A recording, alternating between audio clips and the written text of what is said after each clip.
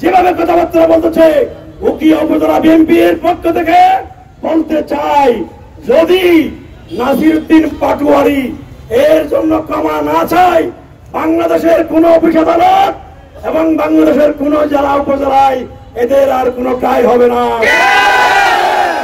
হাসিনা জিজ্ঞেস করতে চাই, বিএনপির জনপ্রিয় এবং স্থায়ী কমিটির মাধ্যমে সদস্য জনাব সালাউদ্দিন আহমদকে এই কক্সবাজারে এসে যে কূটনীতি করা হয়েছে, মনে রাখবেন এটা গোপালগঞ্জ নয়।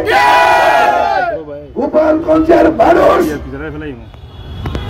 আপনাদেরকে হয়তো তেমন কিছু করে নাই, কিন্তু বিএনপি কক্সবাজারের মানুষ সালাউদ্দিন আহমদের জন্য যুদ্ধ নামতে প্রস্তুত আছে। সালাউদ্দিন আহমদ কক্সবাজারের 28 লক্ষ মানুষের স্পন্দন। সালাউদ্দিন আহমদ আমাদের আবেগ, সালাউদ্দিন আহমদ আমাদের ভালোবাসা।